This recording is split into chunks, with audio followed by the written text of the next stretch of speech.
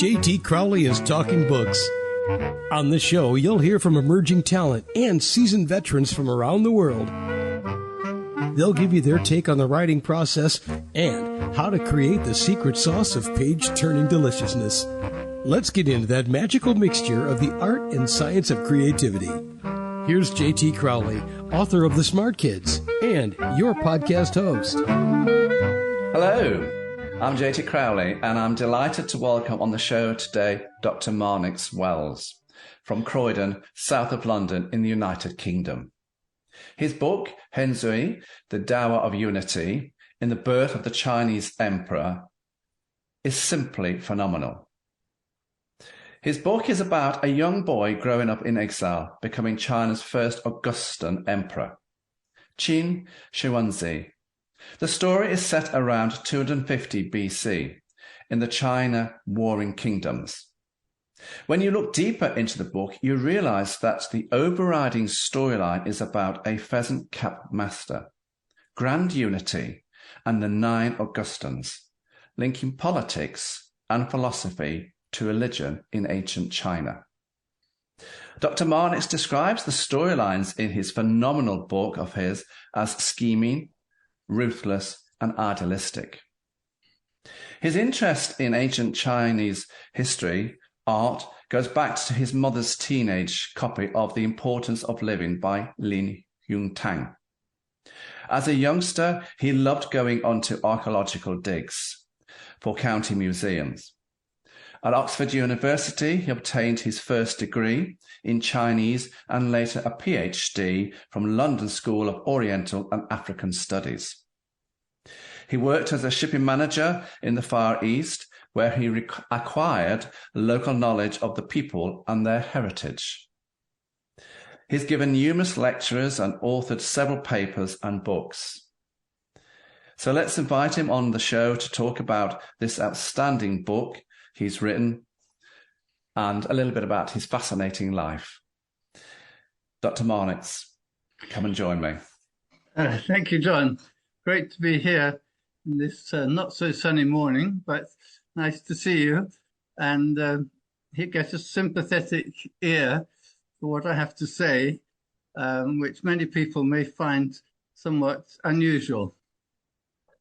It's an unusual book, and it's certainly not a book to a bedtime read story. It's a book to learn about ancient China's religion and its cultural history. That's what it's really about, and it's done through this exiled young person, this young boy.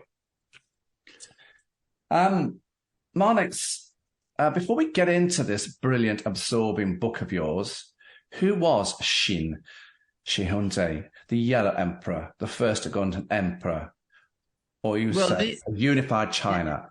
Who was he?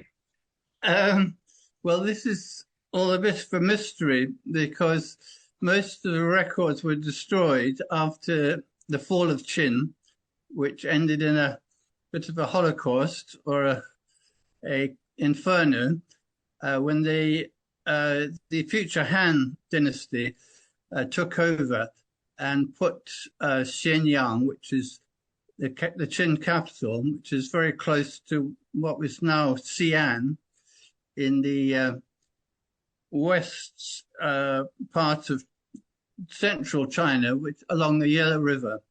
And the famous Han historian, Sima Qian, he gave a short biography, but most of the details we are dependent only on him because, as I say, so many of the records were destroyed.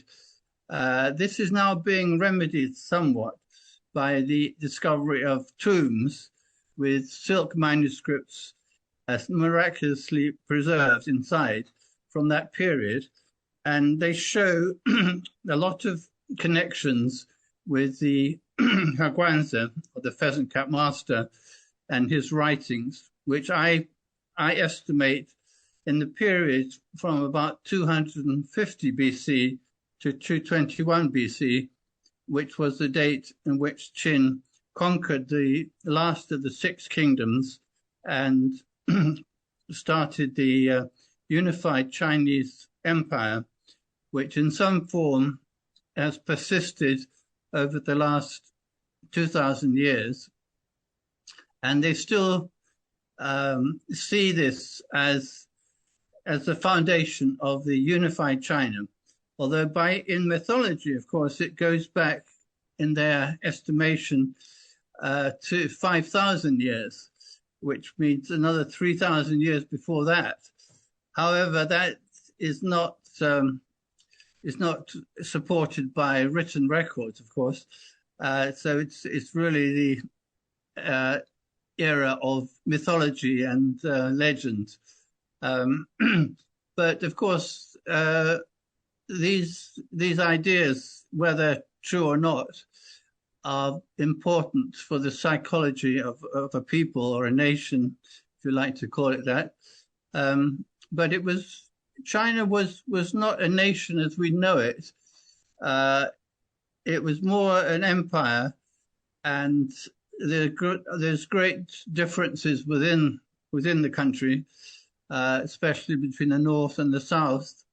And the north has generally been dominant, as in this case.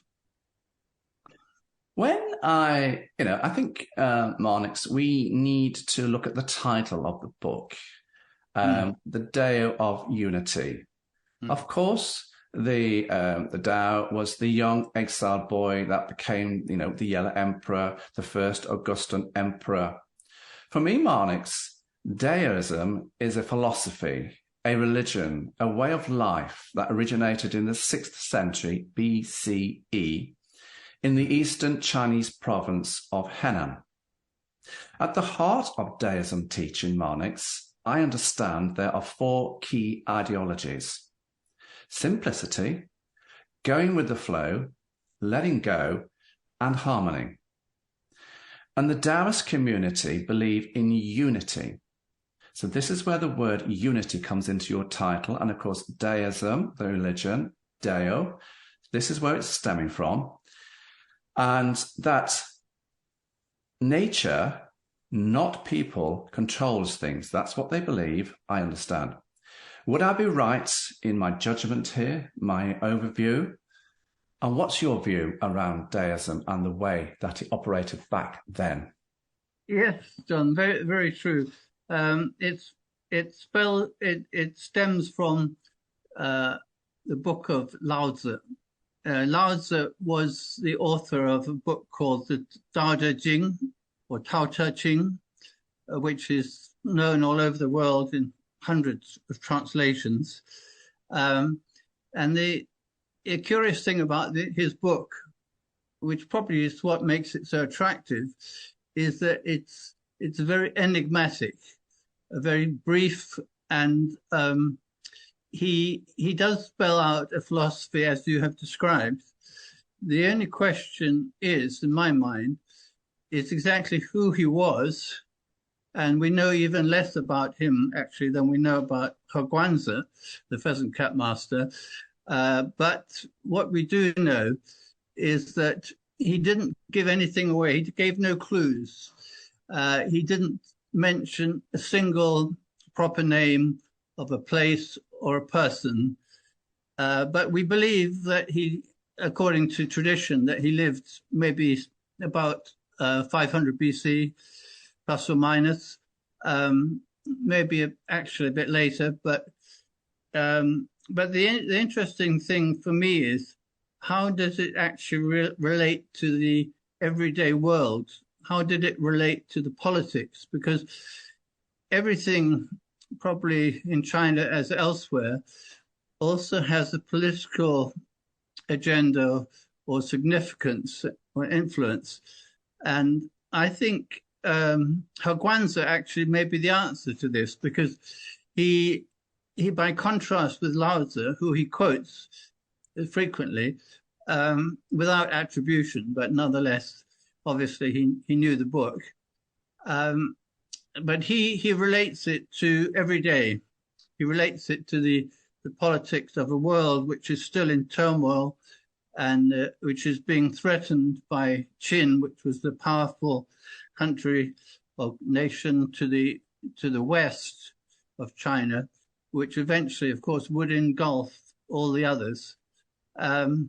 So he's facing this situation where basically we're boots on the ground, and he's trying to relate the kind of ideals of Lao Tzu, of unity, to actually the physical, political unity of China, which he hopes to be achieved in a peaceful way, rather than a way by conquest, which is actually, sadly, the way it turned out.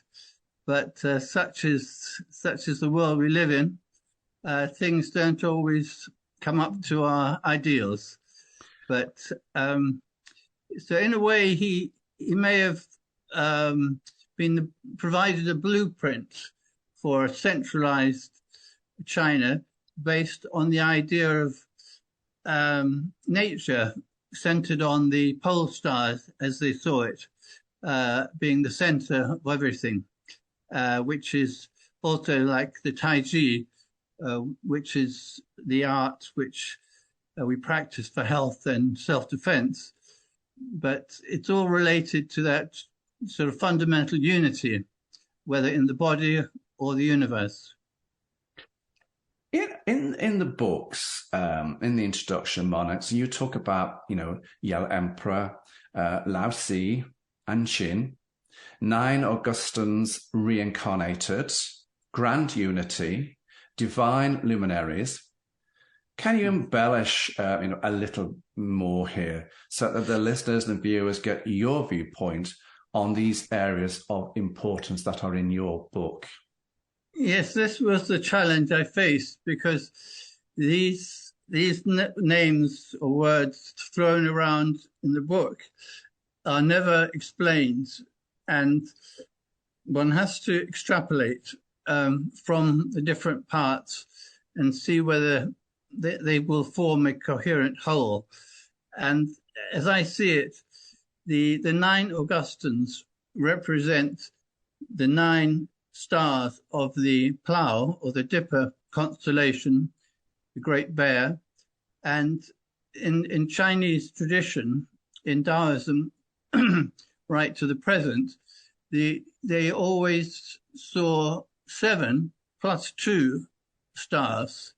And this is exactly what Heguanzi describes.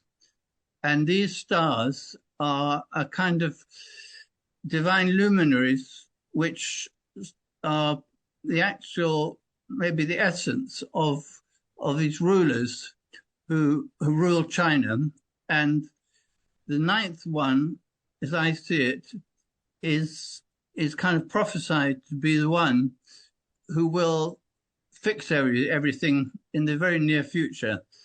And he was the kind of prototype for the first emperor. So in other words, the first emperor is kind of incarnate with the 9th Augustan. And he actually chose that term Augustan for his name. So Qin, he called himself Qin Shi Huang Di.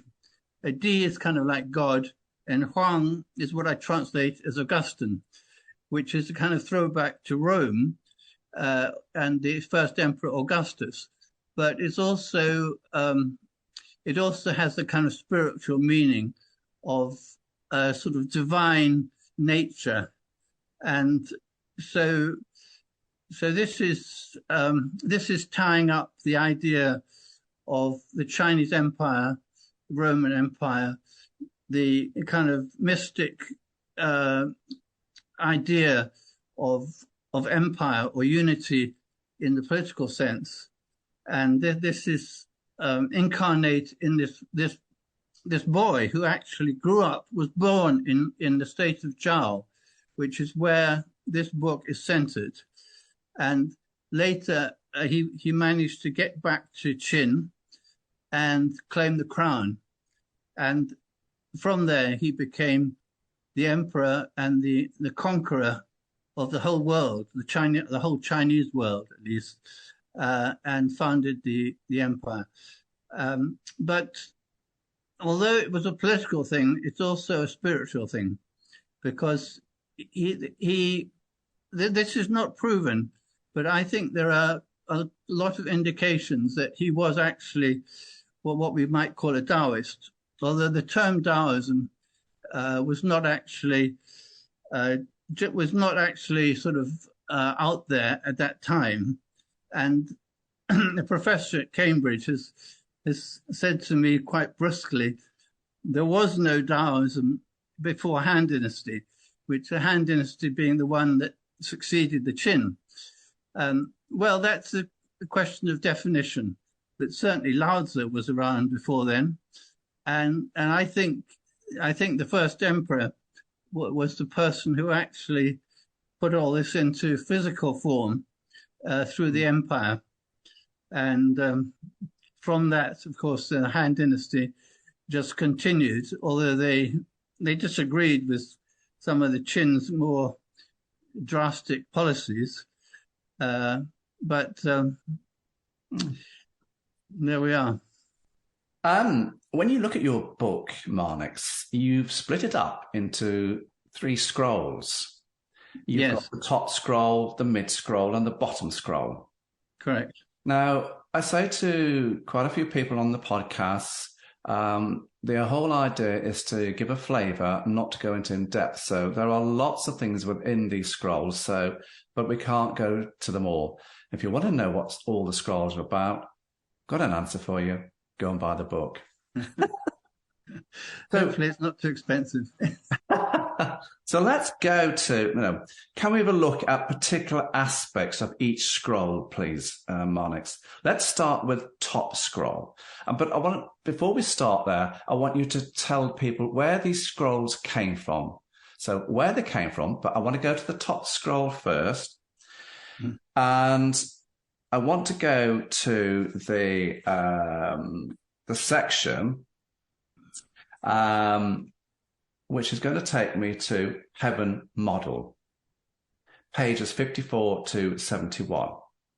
Now, when I look at Heaven's Model, you say Heaven's Model is comparable to the ideas of Plato. I thought. To which my research touches on well-being, happiness, high virtue, and right moral action. I thought. You make reference to various constellations, as you've already said, some with 9 stars mirroring the 9 Augustans. So what's the importance of these scrolls? Why have you split them as top, middle, and bottom? And where do they originate from? And Heaven's Model, talk about that one. Thank you, John. I actually just followed the traditional well, I can't say manuscript. It was printed 1,000 years ago in the Song dynasty, and this is the way it was arranged. What they based that on, I can't say, of course, because there are no surviving scrolls before that. But the the printed version split it into these 3 scrolls. And I would say that the top scroll is basically centered on the state of Zhao, and particularly chapter 7, which is basically facing impending disaster. And I think this follows the route of the Zhao army and the slaughter of the surrendered soldiers, which is about 360 BC, sorry, 260 BC. So that's very much in the present, facing Qin. And of course, Qin is not mentioned, but the interesting thing is there's a kind of taboo in China, whereby you could not mention the personal name of the emperor. And in this case, they always substitute a different word, which means the same thing as his name, which was Zheng, meaning basically government or correctness. Now, the second scroll is more like in the divine realm, where there's a kind of god called Grand Unity and Grand Augustan, and they have a conversation about the ideal world. And they have a kind of blueprint for unification, which is based on the 360-day calendar, which is basically a solar calendar rather than the moon calendar, which was traditional, basically. And the uncomfortable thing about that is that it's a very draconian system, because anyone who did not report on time, according to that calendar, would be not only killed, but his family also would basically be exterminated, which obviously doesn't sit very well with our ideas of Taoism or morality. No. But that was the way, I'm afraid. And the last bit is a kind of retrospective look at history, tracing the different emperor or kings, I should say, of the past, and basically seeing how different rulers fared. But the Platonic side of it is it's the relation of these values to the stars, because heaven has always been seen as a kind of abstract symbol of values, of what the Plato called ideas or ideals. Now, China has, in popular accounts or even academic accounts, have always tended to downplay the idealistic side of Chinese thought, because they say, well, it's very pragmatic. But in this case, it's very far from pragmatic. It has a pragmatic side and also a humanistic side, but it is also very ideal driven, as one might say that China is today, even when, by practical standards, we would question some of their directions. But as I suppose, as in religions or political philosophies, there is always this conflict between the pragmatic and the ideal. Absolutely. Let's go to the middle scroll, Marnix. And now I quite like this one. This is why I picked it out. Can we explore royal acts? And this is on pages, everybody, 126 to 157. Again, what's the significance of this section? You liken the royal acts to a Roman fessus. Now, when I looked up what fessus was, it's a bound-up bundle of wooden rods, which sometimes included an axe protruding from the rods within the middle. Right. So you talk about mandate and punitive empowerment, which I understand refers to restoration of justice. What are you driving at here with putting this bit in? Well, of course, the first chapter also talks about this royal axe, and again, no detailed explanation is ever given here. But the underlying message here is not only of the Dao or the way, not only the moral or spiritual Dao, but there is also the word fa. Fa is basically many things, but it can be translated as model. But here it is also very much law, the sense of law which needs to be enforced, and that the axe is always the symbol of the powers of enforcement. The police in our day, or the army, the power of the ruler, which could be pretty drastic. And so, yes, although Taoism is seen as a very mild and go with the flow type of philosophy, here it is also allied, paradoxically perhaps, to the enforcement of by physical means, which is symbolized by the axe. Ah. So let's go to the bottom scroll. I'm fascinated with the armed campaign section. You mentioned Heguanzi explaining how man, by understanding dialectical laws of nature, can adapt them by balance and dynamics to his own advantage. I thought. Would you care to expand and tell the listeners what your thinking is around this philosophical area? Well, Heguanzi himself gives a very concrete example in the sense of somebody picking up a very heavy pole or beam, and he said if you try to carry it, lift it from the end, then not even a sumo wrestler or the equivalent could lift it. But if you carry it from the middle, then it's quite easy to lift because the two sides balance. And that's a concrete idea. It's an illustration of the power of dynamics, which is a combination. It's a combination of position and forces, balancing forces, you might say, which is the idea of Tai Chi, I suppose. That you I chose this section because I wanted to understand as well. That's why I asked it.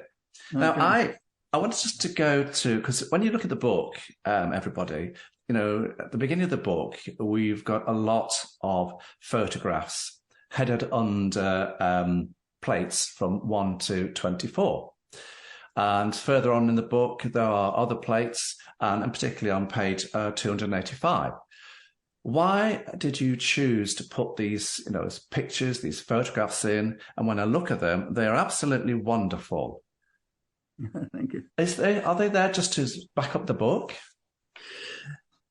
They are trying to relate the traditions of Taoism, which is not only philosophy, it's also a kind of religion whereby these stellar gods, these 9 gods from the Dipper constellation or the Plough constellation, if you like, how they are actually not only just stars or abstract ideas, but they're actually seen as got human, embodiments.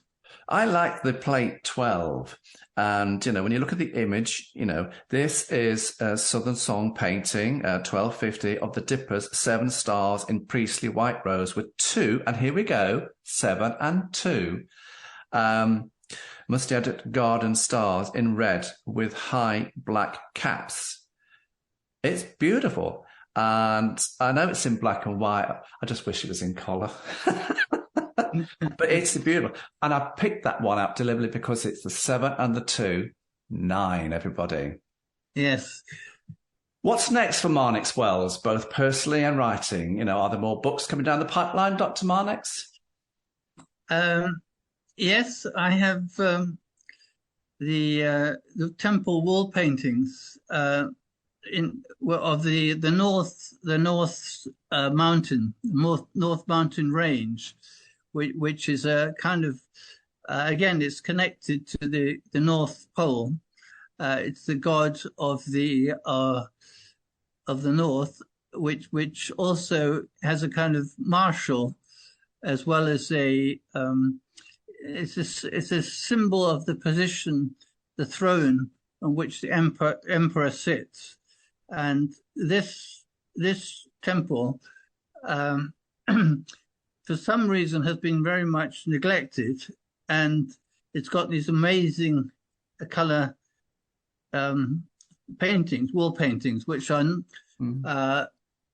like 60 feet high and 90 feet across. And unlike a lot of these say, Buddhist temple paintings, this one is also very much vibrant, dynamic. You know, there's a lot of sense of movement, which is very. I mean, it's almost like being part of a sort of movie. I've made a contract with some of the authorities about 20 years ago to publish them and clean them, because they were very, very dirty and dilapidated, which they have now done. And I've just recently received a copy. So that's one thing I would like to write up. And also Chinese music and its relation to lyrics, to poetry, and of course martial arts, Tai Chi, and so forth. So those I've got my hands full. If I live that long. Who do you see as your markets, Marnix, for your books? And more importantly, who would you like to see reading these books of yours? Young, old, mixed people? Because you say this is a book for people who love world history and religion. Yes. Well, I would imagine that would be the prime target. But I mean, of course, I would like as many as possible to kind of understand what I'm talking about.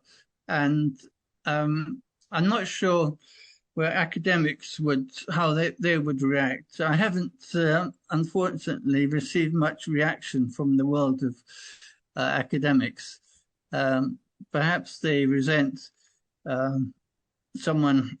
I'm attempting to kind of bridge the gap between academia and the man in the street.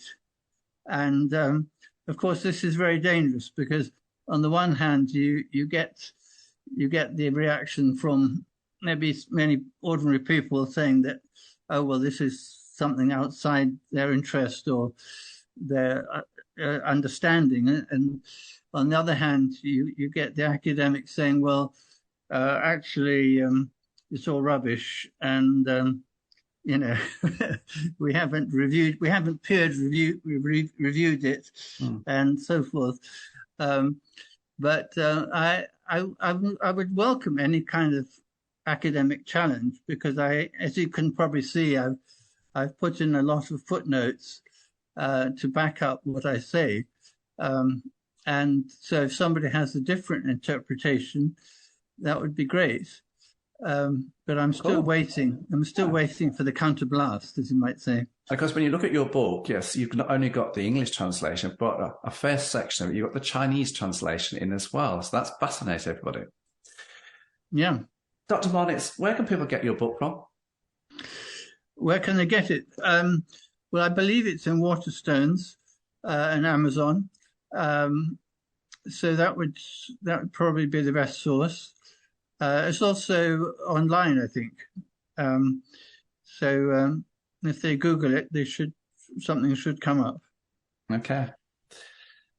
Dr. Marnix Wells, thank you so much for giving me the great pleasure of interviewing you, chatting to you about your book. That's great. Thank you, John. I've certainly learned quite a bit from it, everybody, particularly about deism and unity. And as Dr. Marnix has already said, the link between, the constellation of the Great Bear, 7 and 2, 9 Augustans, and linking it all up to the Roman Empire as well as the Chinese Empire. And it's just been fascinating. But it's not a bedtime read. It's a book to learn about the ancient Chinese culture, religion, philosophy, politics, all linked up through a young boy back in 250 BC. Thank you, John. I'm JT Crowley. Thanks for listening, watching, wherever you are in the world. So until next time, stay safe.